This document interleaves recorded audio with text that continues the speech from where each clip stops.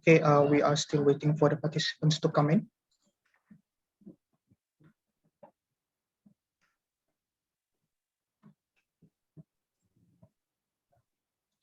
Welcome everyone to those who are already in the webinar series. Welcome. And this is a recorded session. Q&A will be asked at the end of the webinar. Thank you.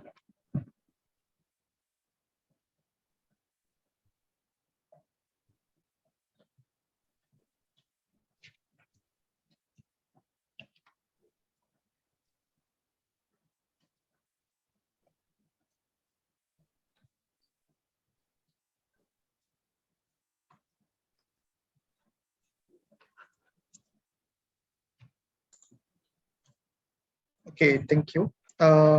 Welcome to everyone, to the participants of this webinar series today. We are still waiting for more participants to come in. And this is a recorded session.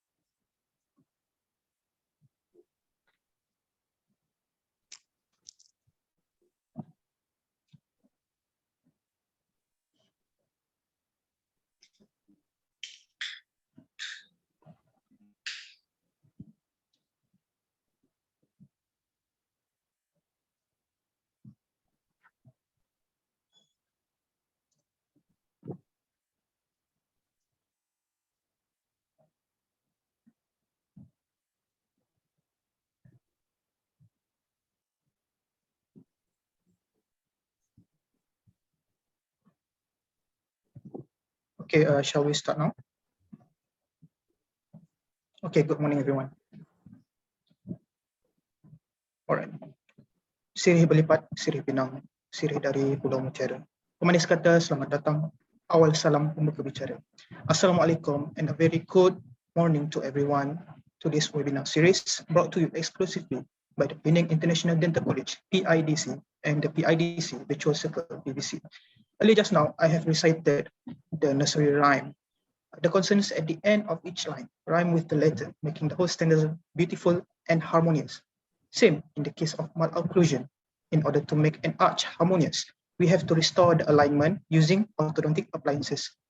Our webinar series today will discuss about braces versus aligners, appliances deployed into the oral cavity in order to restore harmony in malocclusion by improving all aesthetics, function, and stability. Today, we will explore what is in store from both worlds.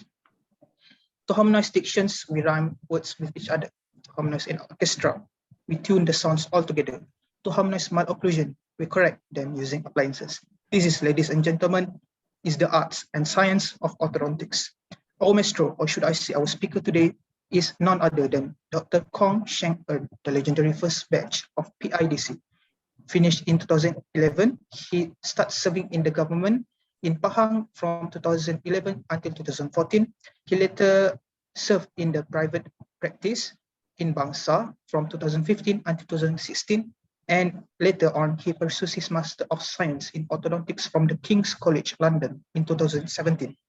Today, I, Muhammad Akmal bin Mazani, will be your host moderator.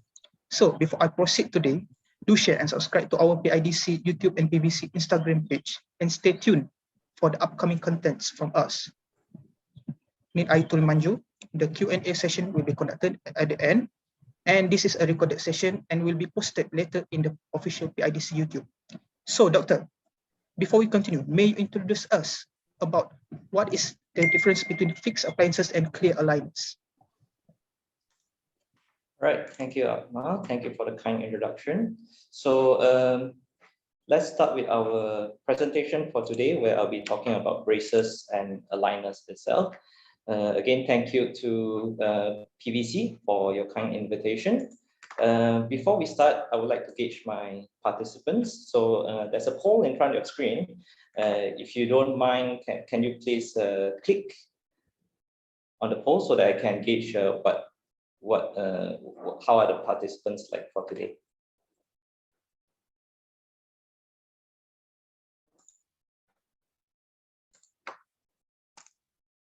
All right, so when we're going through the polls, I'll just continue with my presentation, which is braces versus liner. Right, so again, this is the introduction of myself. I did my BDS in PIDC in 2006 up to 2011, and then I was working in the Ministry of Health in Pahang up to 2014, came up to private practice, did my master's in 2017, and currently I'm in private practice in various places in the Klang Valley area. So I'm currently a visiting orthodontist in multiple clinics in Malaysia. So these are the rough clinical contents of my presentation today. And I'll be talking about a brief introduction regarding aligners and also braces. What are your thought process when you're actually selecting braces or aligners? I'll touch on the mechanics of tooth movement slightly, and then we'll be comparing the different type of appliances in more detail, and I'll give you a case-based scenario where you can actually apply whatever I'm talking about.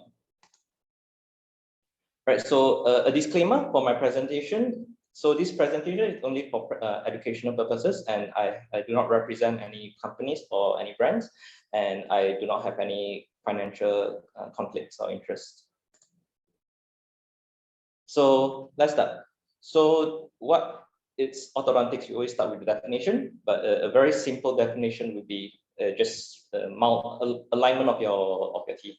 So it's a specialty of dentistry with concern with diagnosis, supervision, guidance, and correction of malocclusion. So basically, we want to get a crooked teeth from the left side. We want to straighten it to the right side.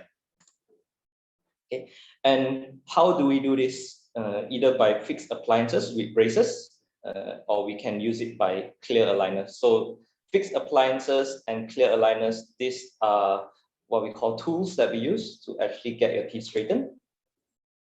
Okay, a brief introduction about fixed appliances for those who are still new and who haven't come out for clinical practice yet.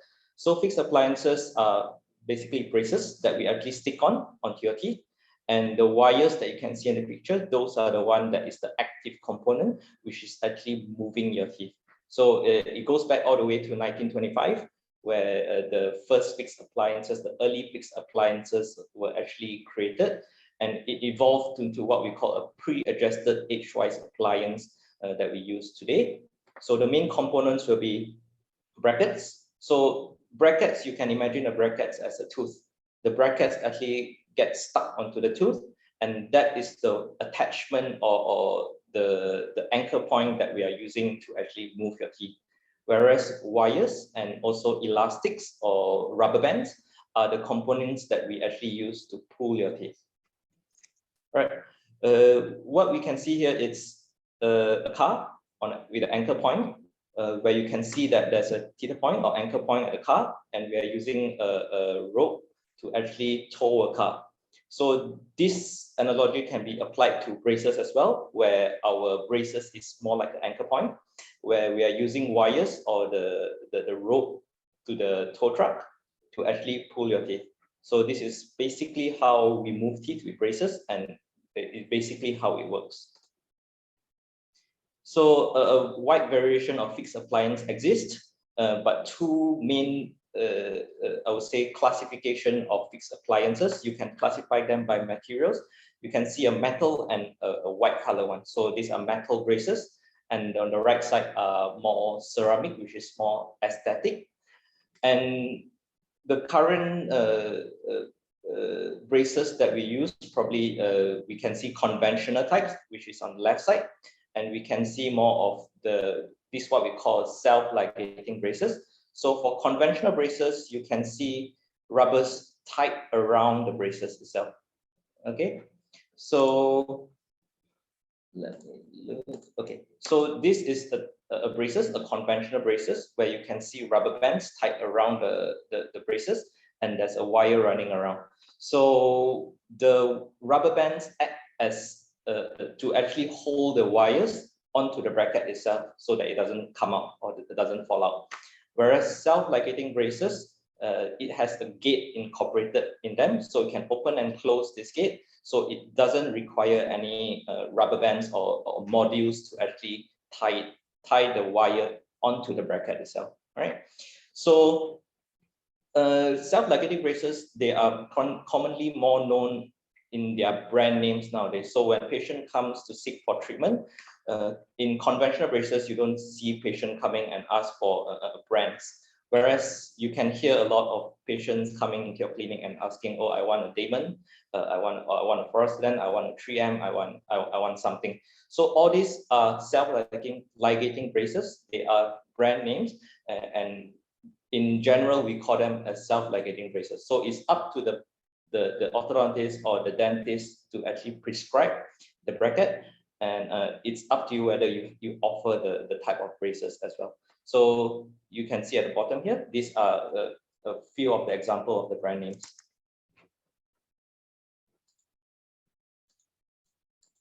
All right, so coming to those are fixed appliances, braces, where you can see most commonly people wear, but nowadays they're what we call clear aligners. So clear aligners are actually a series of plastic trays we can see on the right side here. And they gained popularity maybe in the early 2000s when with technology advances. So what it does is actually a series of plastic aligners which moves your teeth by 0.2 to 0.5 millimeter per plastic. So patients will be changing their plastic so that they actually gradually align their teeth.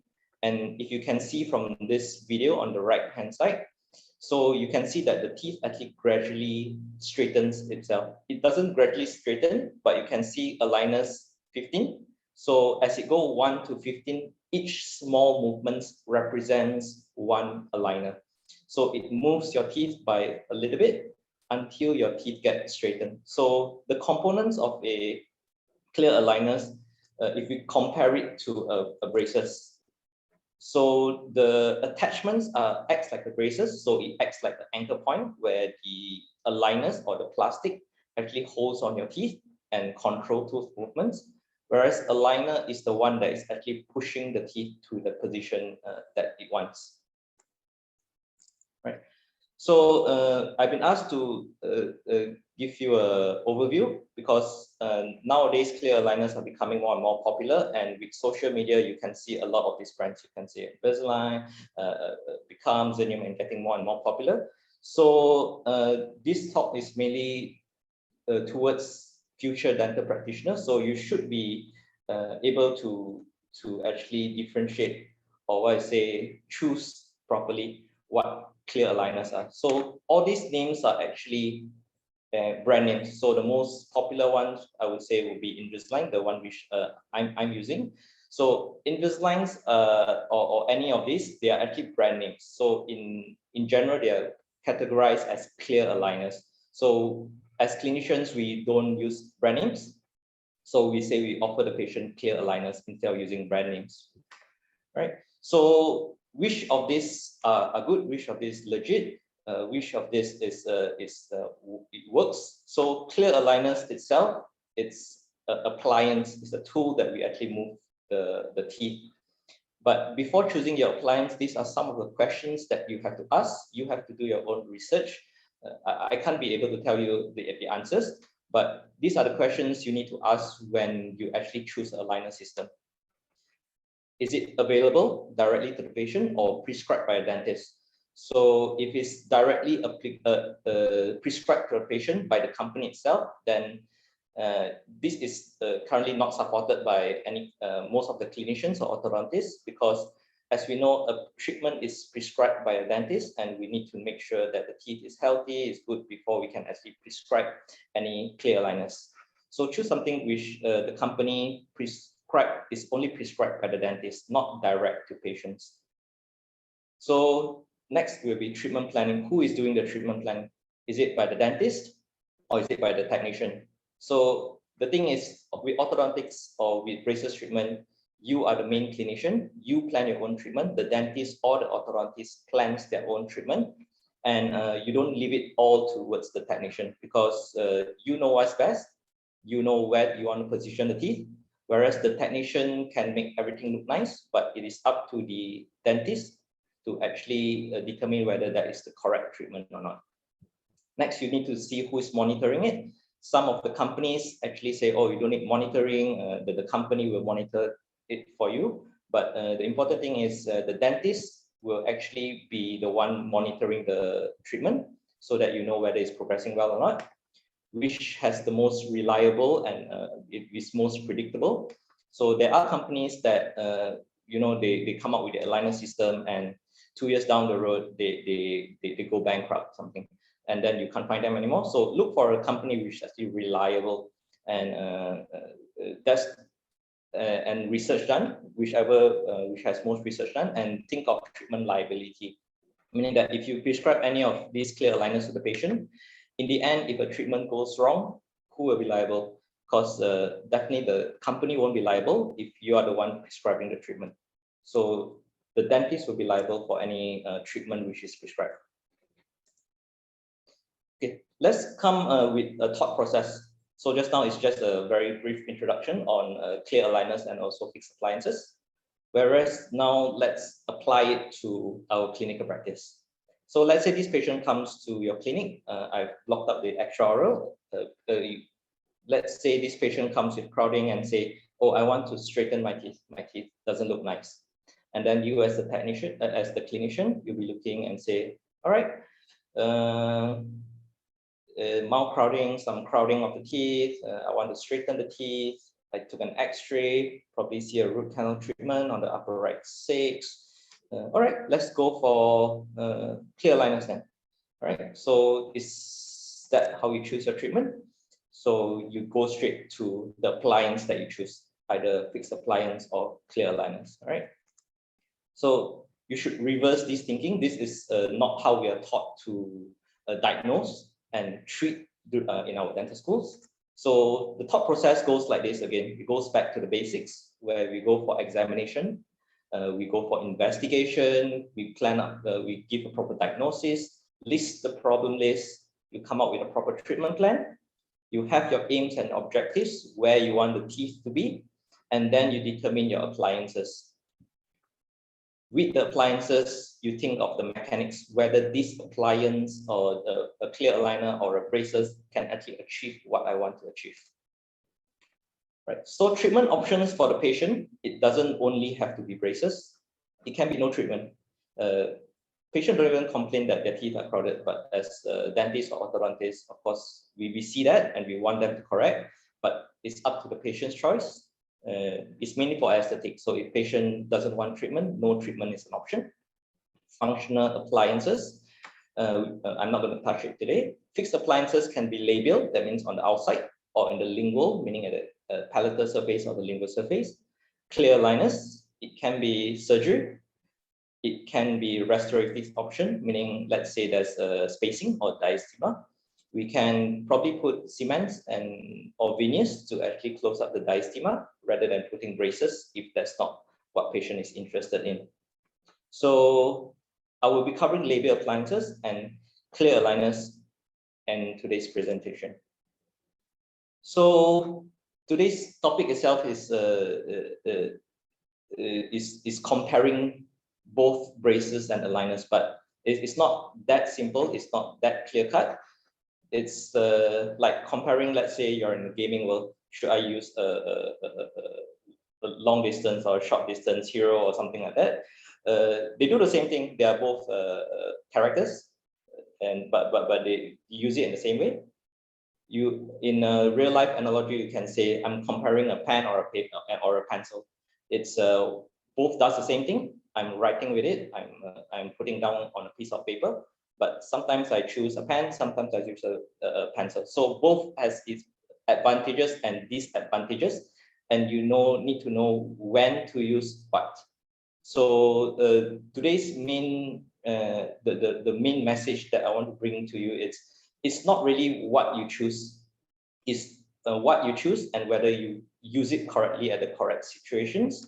And these are basically aligners and braces are basically just tools on moving your teeth, but it's the clinician's choice, your choice to actually choose whether it's the correct appliance or the correct tools to actually use or not. Briefly on the mechanics of tooth movement that you have to know. So A and B. So in A, the middle part is the center of resistance of a tooth. That is something that we will learn in orthodontics. So when you actually push, put a force applied on the level of the center of resistance, the teeth will move bodily. That means it will just move without any tipping.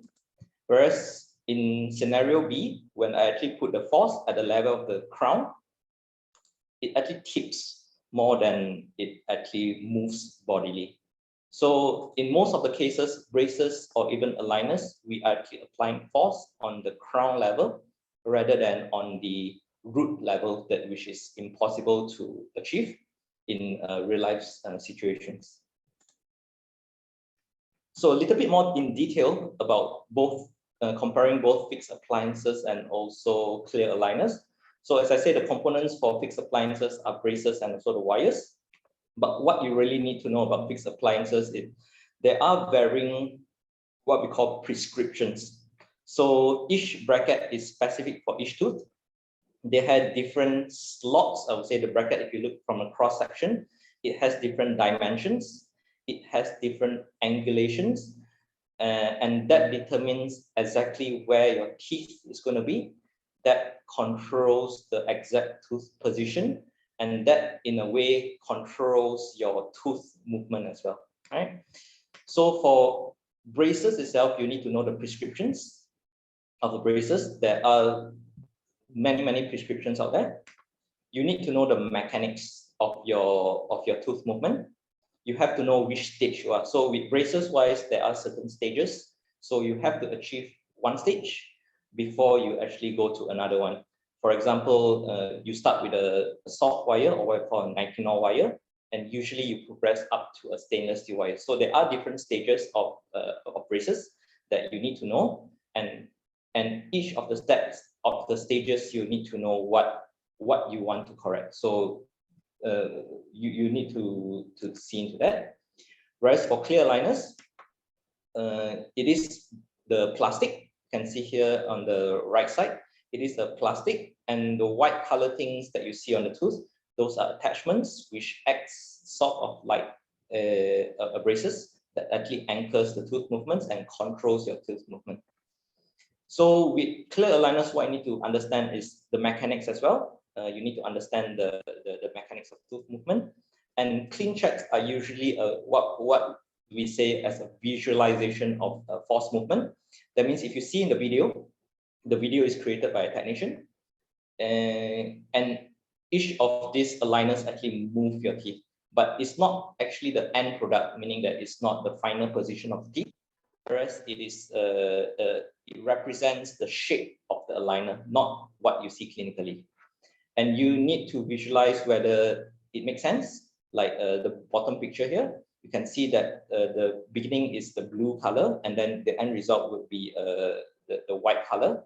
So you can see that you actually correcting you're moving the teeth by that much, but it's up to the clinician to actually determine whether that actually makes sense or not. And the clinician themselves have to modify the videos or the clean check. So you are in complete control of the videos, not the technician. Okay, head-to-head comparison. So fixed appliances is obviously a bit less aesthetic, especially the labia ones. Whereas the clear aligners are nicer because you don't see any attachments, any metal in front of the teeth. Fixed appliances are fixed, patient can't remove it. whereas clear aligners are removable. Fixed appliances, you need the patient to cooperate to a certain extent. You need them to come to their appointments, you need them to wear some rubber bands, whereas for clear aligners, they are removable. So patient compliance is essential. So if patient doesn't wear it, if they're not willing to wear it, you can't do anything and your treatment wouldn't work at all. So mechanics-wise, fixed appliance is much better understood, whereas for clear aligners, I would say it's relatively new. So we are still trying to, they are still trying to improve the mechanics to control the root better. So what we say in orthodontics is, if you can control the roots of the teeth, not the crowns of the teeth, if you can control the position of the root, then that appliance is the one that works best.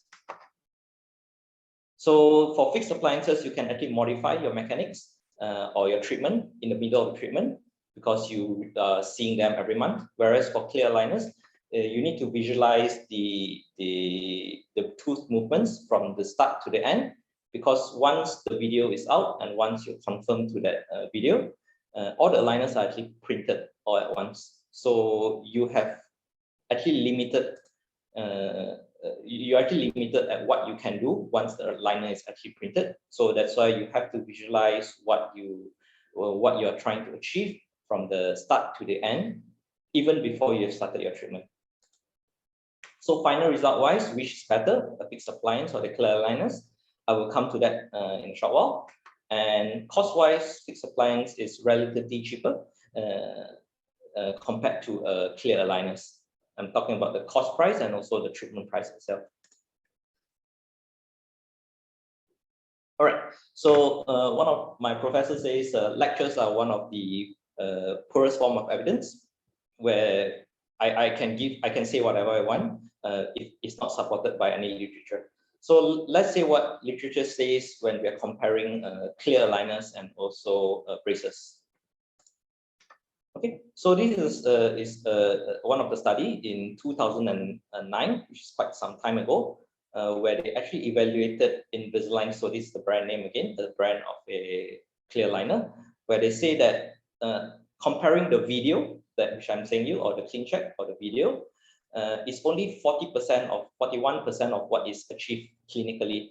That means if I want to move a teeth 4 millimeters, I can only achieve probably half of it, 2 millimeters of it. All right, so that's not very accurate. But in 2020, again, 50% of accuracy. That's the mean accuracy of Invisalign, is 50%. So 2009 up to 2020, that you can see some amount of improvement. So the appliance has actually improved by probably 9%. But is that, I mean, good enough? So the studies before that, I would say that it's not very high evidence. So let's look at systematic reviews or meta-analyses, which we regard as the highest level of evidence in the dental world, right? So it's written here, some of the movements, extrusion is most difficult, molar digitalization is good, and not effective in controlling rotations. This is another systematic review, which is say, find some movements are good, some movements are not so good as well. And this is another systematic review. This is in 2019, and it shows that if you compare braces, fixed appliances, and clear aligners, it actually has a worse occlusal outcome, meaning that the result-wise, if you compare it as a gold standard, let's say the braces, fixed appliances as a gold standard, aligners do not come equal to it in final results. So what do we know about aligners predictability? So I'm going to summarize what I see from the systematic reviews. So I would say that it's quite good when we actually distalization, that means pushing back the upper molars. It's quite good at relieving the crowding, that means aligning your teeth. It's quite good at buccal lingual tipping of the teeth. That means if you want to tip the teeth forwards and backwards. But it's poor for many of these. It's poor to control rotation. That means you want to turn a round teeth. You want to expand the arch body. You want to pull down a teeth. It is not too good. You want to push down a teeth. It's not too good as well. in case of extraction, space closure is not too good. Root top, occlusal contacts. So we know that some of the movements are good for clear aligners, but some of the movements are not too good. So then you ask me, so it's only 50%. So does aligner actually works? And why is everyone using aligners? So this is not the main, take-home message of this lecture or this presentation, whether aligners works or not. So like I said, aligners is actually just a tool that you use, same like braces. It's up to the clinician to actually figure out how you want to overcome this this disadvantage, or what we call deficiency, mechanical deficiency. So I'll just run through this. So one of the ways is actually overcorrecting your videos or your clean checks to actually apply a little bit more force than what can be seen clinically. You can use the hybrid system, combining part braces, combining part aligners, meaning that you know some movements are not too good with the aligners. You can actually compensate it, or actually do a little bit of initial alignment with the braces first, and then you go for your aligners.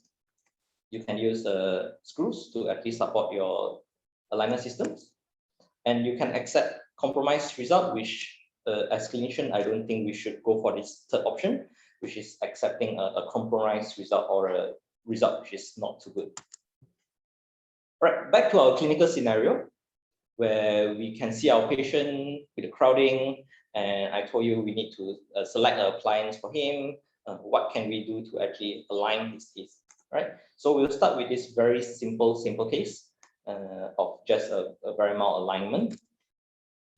So we come with the diagnosis that he's a class 1 incisor on a class 1 skeletal base with an average low facial height, average FMPA, complicated by mild upper and lower anterior crowding. There is some crossbite on the right side, unilateral, with some sort of displacement. There is some upper and lower dental line shift. The upper and lower dental line is not coincident. So let's think of a treatment plan. So first of all, we'll measure the space which is available and think whether should we extract teeth, should we not remove any teeth. Okay, so for this case, let's say we are going for non-extraction. Okay, so the aims of objectives will be, we want to expand the arch to correct the crossbite.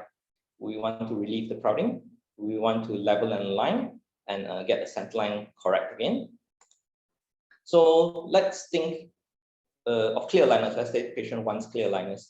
Okay, we want to expand the arch, but according to literature, we know that it's not very good at expansion, at bodily expansion. So we should consider this when we are offering clear aligners.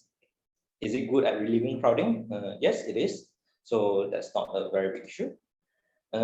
Is it very good at leveling and aligning? Leveling and aligning meaning that we want to correct the overbite, meaning that we would need to intrude or push in some of the teeth. Maybe not so good. Centerline correction, I think is fairly well. We can actually do that because of the amount of crowding. We can actually just push the teeth towards the left side and you will get a coincident centerline again. So, and then we go on to choosing our appliance, whether it's a fixed appliance or clear aligners. Right. So this is a before and after, but what I'm getting at is you have to visualize where you're getting at. We need to actually visualize and imagine the end result in our head before we start our treatment, and to see whether the clients can actually achieve what we want. So let's think about our first option, which is the fixed appliance. All right. For this case, I actually treated with fixed appliance. So I want to expand the arch, so I actually indicated a quad helix expander. After expansion, I will stabilize the expansion with a transpalatal arch. I'll put on upper and lower fixed appliances.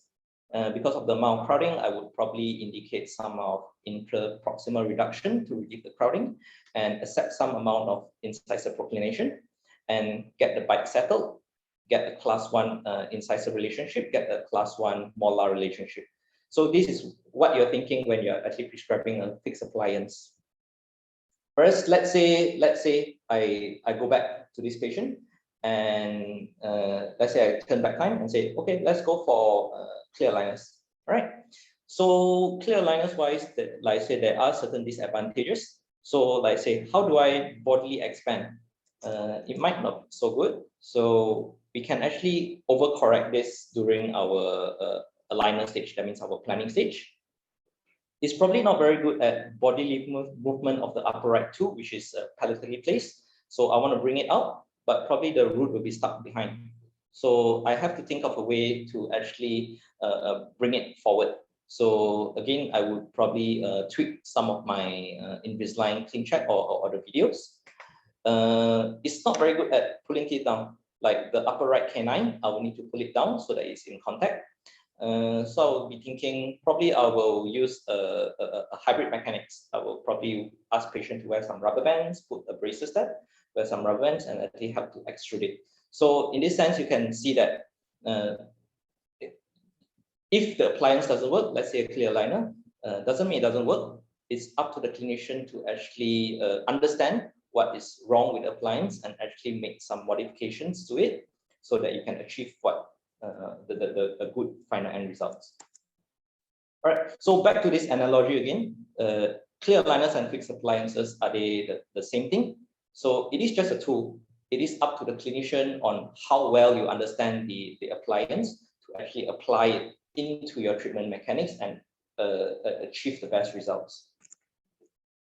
So this will be probably the last slide of my presentation. The take-home messages that I would like to give my audiences are both fixed appliances and aligners, they move teeth. So these are the options that you can think of, but you have to visualize the end in mind, and you have to understand the ability of your appliances to actually achieve your treatment goals, whether your appliance can actually bring you to your destination. And you need to understand the mechanics of both the systems. It's quite different. So you need to understand some sort of basic orthodontics or basic tooth movement for you to end up with a good result. So understanding your tools is the take-home message that I want you to bring back. And finally, is orthodontics is a treatment that you prescribe. So we are all dental surgeons, we are all dentists. We are not we are not selling a treatment, I would say. We are prescribing a treatment. So as dentists, you prescribe it. So it is up to the dentist, it's up to the clinicians themselves to actually prescribe an appliance. Whereas it's not up to the patient to actually choose the appliance. You can say, if it's not suitable, then you tell the patient, oh no, this is not suitable for you. And I can give you an alternative option. So the important will be prescribing here, because you are a clinician instead of a salesman who is actually selling a treatment. Right, so with that, I will end my presentation. Thank you. If there's any questions, we will discuss it in our Q&A. And if any of you want to contact me personally, this is my email and my WhatsApp contact. Amazing. Thank you, Doctor. Thank you for the explanation. Has been made clear as a day. Also, I can say as clear as the stereolithographic plastic material made to make an aligner. So we can say there's a thought process going on behind the patient, as each arch is very particular and specific and special on its own. The multi-million-dollar question also has been answered by the doctor between the comparison between braces and aligners. The values, the pros and cons from both sides has been answered perfectly. So let's start with the Q&A question. Need I to remind the participants, if you have any doubts, you can type in the chat box and I will forward the question to the doctor. So we'll start with our first question today from Miss Ling. Since orthodontic bracket, doctor, has its own can cause teeth tilting, making the root point more towards the labial. Will it cause a fenestration and dehiscence of a dental root in the future? Thank you. Sorry, what's the question? What's the question again? Okay, the question is, since orthodontic bracket on crown causes teeth tilting, making the root point more towards the labial, Will it cause fenestration or dehiscence of dental root in the future? Thank you. That is the first question.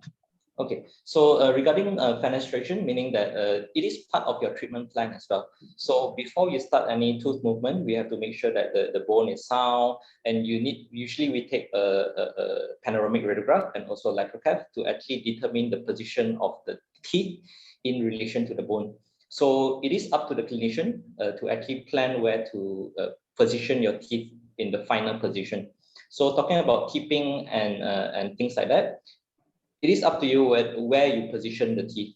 So I wouldn't say that I would actually push the teeth so much forward until it crosses the boundary of the bone limits. And if you do, in some cases, where we see that there is clinicians that say, oh, it's severe crowding, but I wouldn't do extraction.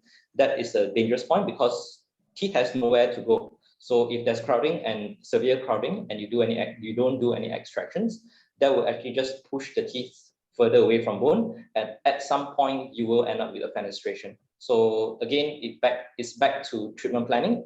It's back to mechanics and of your treatment itself. Okay, thank you, Doctor. Our next question. What do the percentage represent behind the tooth movement statements? For example, aligners has a poor rotation of a percentage of around 20% only. Have you ever? Yeah. So the percentages, these are a comparative study. Like I say, it's not a very exact, a very good study because they're actually just looking at the outcome before and after. Meaning that let's say in the clean check, I get 30 degrees of rotation. But in actual, let's say in the actual patient, I redo a scan again, I actually only get like 10% of a rotation. So meaning that is only half of what I want to achieve. So it's not, let's say another example I would say is, let's say a tooth, I will actually tip it by, I actually move it back by 2 mm, I actually push it down by 2 millimeters. But in actual fact, when I see clinically in the patient's mouth, it only get pushed in probably by 1 millimeter. So that's what the study actually represent when they say only 30% or only 50% of the predicted results are actually achieved. I see. Okay. Okay, we're moving on to our next question. We have a lot of questions actually, Doctor, which means that the participants are very interested in prescribing whether aligners and braces, they have their own judgment also. Next question. Hi, Dr. Kong. Thank you for your very informative lecture. With digital dentistry on the rise, what are your thoughts on digitally planning the position of attachment for clear aligners, where they then 3D printer is there and all the attachments can be bonded exactly as planned, reducing the treatment time and minimizing errors of bracket positioning. Following this, in your opinion, would this narrow the gap between orthodontists and general dentists, since almost everyone is doing orthodontics nowadays? Thank you. Okay. So I believe that question will be from Dr. Kwok. Thank you, Dr. Kwok, yes, for your question. So with digital planning, yes, we are actually making full use of technology to actually plan our treatment and actually get the best results as well. So in braces itself, one of the newer type of braces, I would say, would be customized braces. So we actually customize the braces to fit each and every patient's teeth and position, and in hope that we actually get a better result and a faster result as well. So there are researches done on customized braces as well, where they actually found that fine, it's actually quite good. You get quite a good result, but if it actually helps in newer practitioners or newer people who are new to braces, they actually help a lot. But if you compare it with more experienced clinicians, it might not be so significantly different in terms of treatment outcome and in terms of treatment timing. So it all comes down to experience of the clinician when you're actually doing the treatment. And secondly is cost-wise. So customized braces are a lot more expensive compared to a stock braces that you can actually just directly bond onto the patient. Yeah, so I mean, it does help, but ultimately, again, it's the treatment planning, not the tooth movement, which is actually a big part of the treatment. So it goes back to, again, treatment plan again. I see. So everything comes down to the treatment planning and also the clinical assessment. Yes. Correct. Also, okay. For the next question, doctor, are there any precautions need to be taken if you need to intrude root canal treated teeth? Will the resorption of the root tips cause a problem since the gut aperture will not resorb? Okay. So regarding this question, let me think about it. Okay, so for root canal treatment tools, we have to firstly identify why the root canal was done. So usually what happens is if the root canal is done and there's no periapical infection, it shows that it's no different than moving a normal teeth compared to moving a normal teeth. Whereas if your teeth is actually infected, there is signs of periapical infection. We usually wait for the infection to resolve before we actually move a specific teeth. So we will have to wait for bone to form. There is a recommended waiting period depending on how large the lesion is.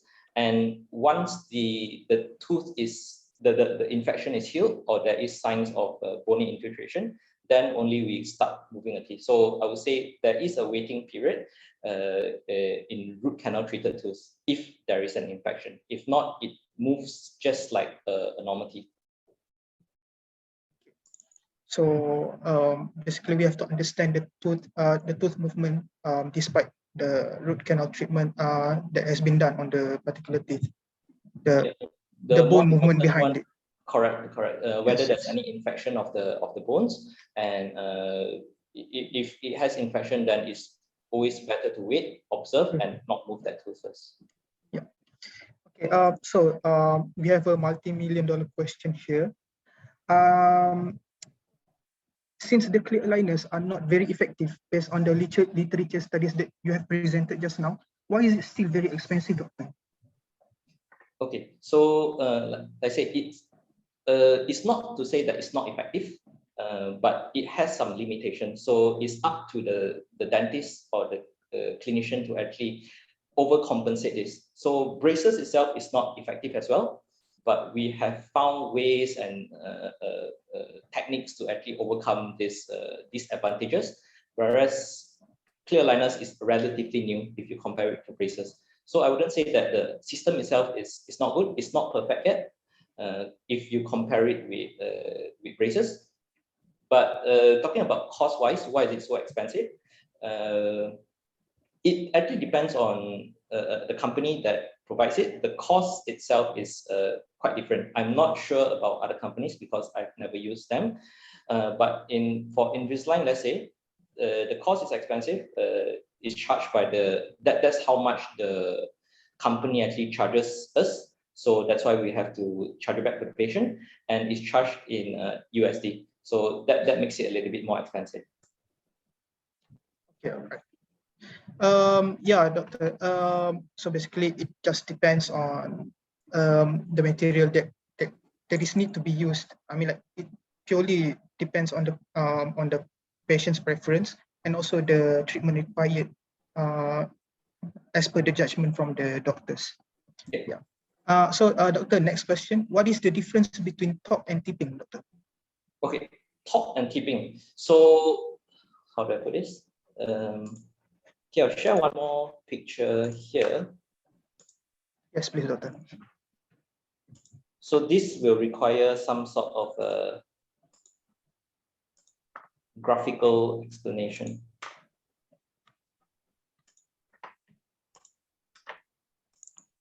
All right, so you can see here on the screen, there is the incisor, the anterior posterior view.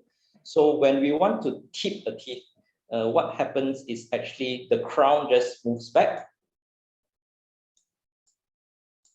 and the roots actually possibly just rotate around the center of resistance, so it just tips back, move backwards. Whereas for top, what is happening is the crown, we want it to stay at the same position, and we actually want to torque it forwards. This is exaggeration, but this is torque. That means a root movement, whereas the tip is more of a crown movement, that actually are tipping the crown backwards.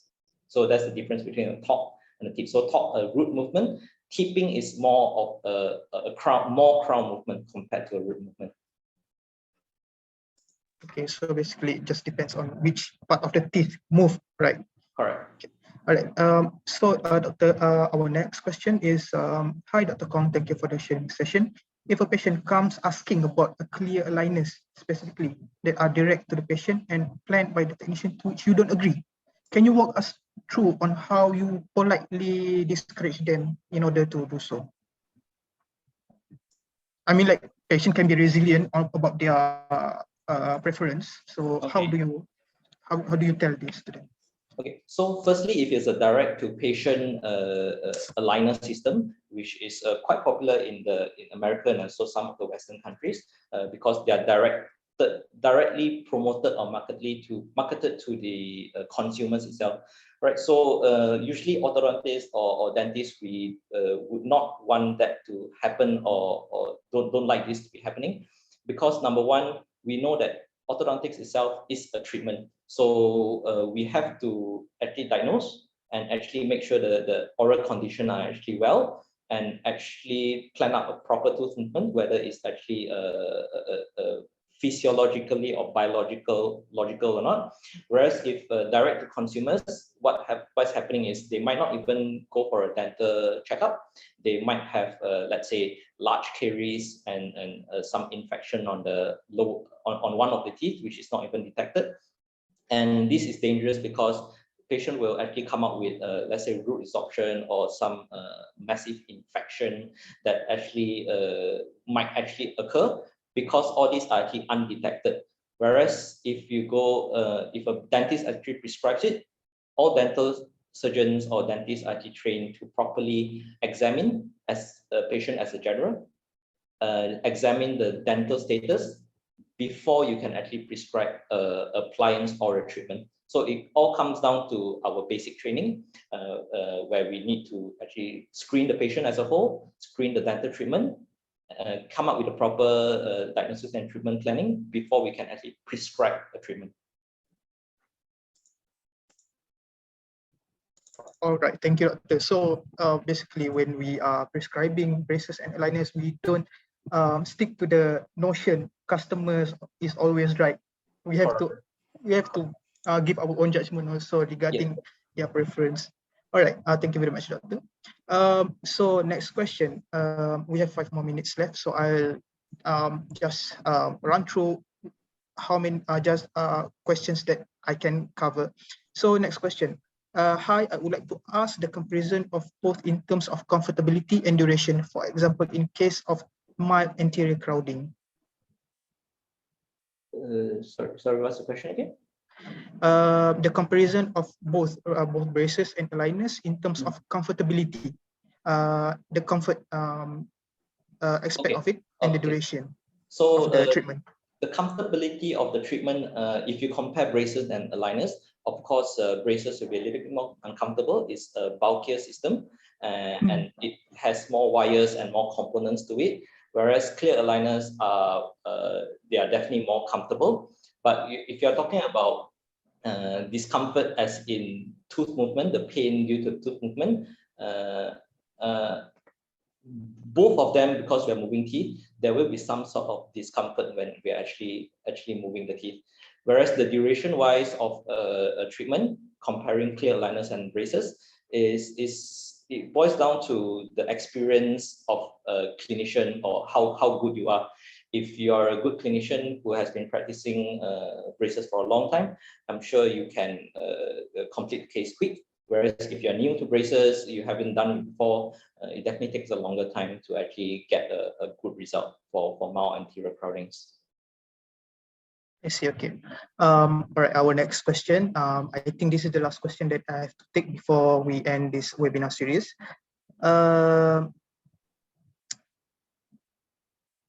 Hi, Dr. Kong. What will happen if patient is indicated for removal of upper premolar prior to the bracket placement.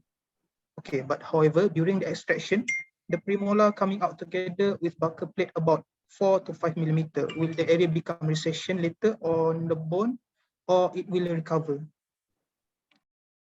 All right, thank you for the question. I honestly, I do not have a direct answer to this question because I have not read much research on this this topic, but technically what I would think that it goes back to how fast the patient actually heals. So if it's a younger patient, so they will actually naturally heal a little bit quicker. Whereas for the older patient, they might not heal that quick or that properly. So there might be a risk of a gingival recession, but I really don't know the proper question or the exact question to this answer to this question. But think of terms of patient healing on how well they can actually heal. So probably the prognosis will be better in a growing patient compared to a adult or an older patient. Yes, true. I agree, doctor. And a reminder for the participants, since we start a bit late, I think we can take a lot more questions. Okay, I will proceed. In your opinion, doctor, is there a future for general dentists to practice orthodontics if they do not have the opportunity to specialize? Do you have any advice on the career pathways in the current competitive or saturated private practice? Thank you. So for me, definitely general dentists, there is a lot of general dentists actually practicing orthodontics already. I mean, you are trained to actually do a general dental work, and orthodontics is one of the cases as well that they can do. The thing with practicing braces is knowing your limitations, meaning that of course you have to do some orthodontic work for your business or your clinic to actually go on or do well. But you will have to know some sort of limitations. You have to do it well. You take proper courses, even if you don't specialize. But when you encounter a complex case or cases that you feel that you cannot handle, try not to take up that case, whereas you can actually refer it because you don't have to take up all cases. That's what specialists are there for. Specialists are there to support you in cases of more difficult cases like this. Yeah, I mean, orthodontists usually have to consult their patient for 4 weeks prior to the treatment, and it just intermediate. It is not like oral medicine or periodontics where you have to do the treatment on the spot. I mean, like it is a sequence of treatment that has to be done. Yes. And moving on to our next question, doctor. How stable are the results of the arch expansion as in the case presented? Thank you for the amazing presentation from Q and Chu. Yes. Right. So as if you know orthodontics, you know that one of the most unstable treatment is actually arch expansion. So expansion is never stable. So what you do is you incorporate those instability into your treatment mechanics. So what you do is find after your expansion, you will incorporate more of a buccal root top. And that again, that doesn't really help much because expansion is generally unstable. So in retention wise, it goes back to your retention as well, where you may indicate a more rigid appliance like Holly appliance to actually stabilize your expansion. So none of the expansion will be stable, either with braces or with fixed appliance or with clear aligners. Is up to your planning on what to achieve in your final tooth movement and how you're going to retain that final movement. Okay, thank you, doctor. All right, moving on to our next question. Hello, Dr. Kong. May I know how much can we charge for both aligners and fixed appliances in private practice? Thank you, doctor. I learned a lot today from some anonymous attendee. Okay, so well, I don't spoil the market rate. So there are a range of clear aligners and also fixed appliances. So you charge by the materials you use, you charge by the experience that you have. So if you are an experienced clinician, you are, I would say, entitled or you can charge more. Whereas it also looks into your cost. If you're using a more expensive bracket or you're using a more expensive aligner system, then of course you charge more. So there is a range. I wouldn't say what the range is. So you can do your own research when you come up to the clinical practice. Right. Okay, Doctor. Okay, moving on. From Dr. Lahari, I would like to know, in your opinion, do short courses in orthodontics make the dentist experience enough to make decisions for choosing aligners versus fixed appliances? Okay, so that's a pathway where a lot of the younger dentists are going to, because they want to practice a lot, and braces is one of the key treatment to a good patient build-up. So yes, I wouldn't go for short courses, because short courses itself is not adequate to actually learn about orthodontics. But whereas you can go to a lot of what I would say a structured courses, where it takes a year or a year plus to actually complete the courses, because in the end of the day, you have to have a constant, how to say, a mentorship system, where braces is not, oh, you learn something in one day and you get to master everything. Braces is a long process. It takes 2 years on average. So the 1.5 year course or 1 year course, you start your case, and at the same time you encounter difficulty, and at that time you can ask your mentor or your lecturer on what's going wrong, and you learn by that in orthodontics. So you don't learn in let's say a 2-day course. It's like, oh, I learned to put braces, but it's actually a longer process than that. So you need to encounter some mistakes and then the lecturer or the mentor will actually guide you on how to overcome that problem. Okay, thank you, Doctor. And this is a reminder for the attendees and the participants. If you have any questions or doubts, you can still type in, since we are still taking questions. And moving on to our next question. Hi, Dr. Kong. I have a doubt regarding the hybrid technique, which is the incorporation of both fixed appliance and the clear aligner. Is the price way more expensive since aligner itself are already expensive, Doctor? So usually for hybrid systems, that means it actually speeds up your treatment, because in a way it speeds up your treatment because you know that this appliance can't achieve that. So I'm going to use another appliance to actually complement that. So it's up to the clinician, but usually if we incorporate things like that, we wouldn't charge the patient extra. Let's say for a short-term braces, usually we just put it there for like probably 3 months or 6 months until that problem is corrected, and then we go back to the aligners again. So it doesn't mean that patient will be with braces and aligners at the same time throughout the whole treatment. It's more of to complement the treatment or the tooth movements that we are not able to achieve, and then we do most of the work in our main system, which is the aligners or the braces per se. Okay. Okay, we still have a few more questions from the audience. Okay, from Kok Hao. So can we conclude, Doctor, that aligners are suitable for mild malocclusion, while braces can be used suitably for severe malocclusion? Okay, so this is a personal opinion. This is my personal opinion, which I would agree.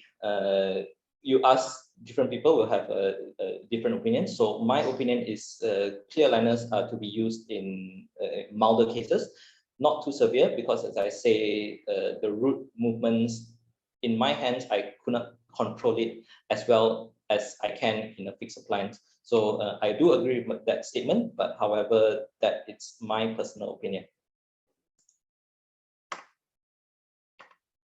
Okay. All right, thank you. Good morning, Doctor. May I know, is there any features for us to differentiate real and fake aligners? We have like fake dentists everywhere right now, so how do you differentiate one? So fake aligners, like I said, is you look at their marketing. Do they direct it to the patients themselves, or do they actually market it to the dentist? Is it only available when it's prescribed to the dentist? Go for aligners that markets to the dentist itself, because you are in control of your treatment rather than leaving the treatment plan up to the technician, the person who is moving the teeth in the computer, and they won't know what's going on clinically. And in the end of the day, the dentist is liable. If anything goes wrong, the patient won't blame the company. The patient will be blaming you for a treatment that goes wrong. Next is, hi doctor, how would you compare Anchorage loss with both appliance, aligners and conventional braces?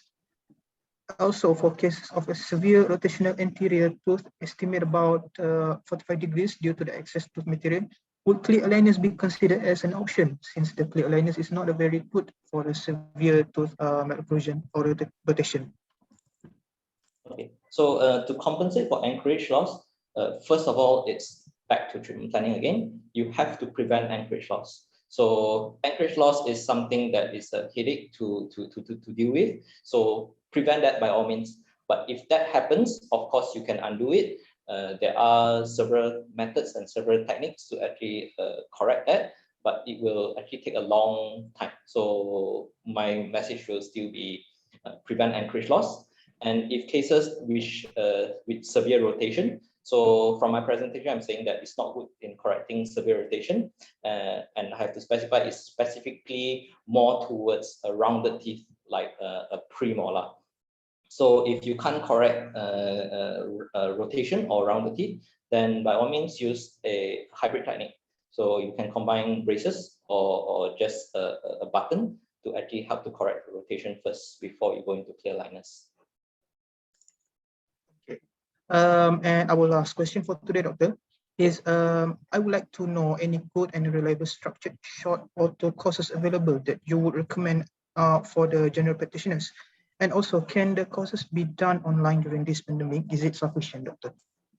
Okay, so I usually don't recommend courses because it's up to you to find out. But I know a few of the courses where I actually read some of their course outline, and they're actually pretty good because they cover most of a basic orthodontics that a GP can actually carry out. And most of the courses now are done online. In my opinion, online courses definitely wouldn't be as good as a face-to-face or hands-on course. And in specific, if you're talking about online courses where you don't have direct access to a mentor or you don't have a face-to-face contact, it doesn't really help because ortho is more like you have not only ortho, dentistry in general. You need to have a patient, a real-life scenario where you can actually discuss and carry on a treatment. And as the stages goes by or treatment goes by, you will be able to actually discuss. So there's no point taking a course, but you don't have a patient. You need to have a course that you're taking, and then at the same time you're treating somebody so that you can actually learn in real time. Amazing.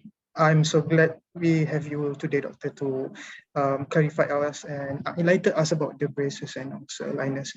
So we're gonna end our webinar today. Thank you so much for everyone for coming. And the take-home message is to understand your appliance and understand the mechanism of the system, as well as the involved tooth movement, the bone, and also the muscle. So thank you everyone once again. Again, I would like to promote here. Do like, subscribe, and share our social media for more contents in the future. Before I bid farewell, let me close down with another farewell pantun. Kalau ada jarum yang patah, jangan disimpan di dalam peti. Kalau ada silap dan salah, jangan disimpan di dalam hati. Goodbye, stay safe everyone. Take care. All right, thank you everyone. Have a nice day. Bye-bye. Bye.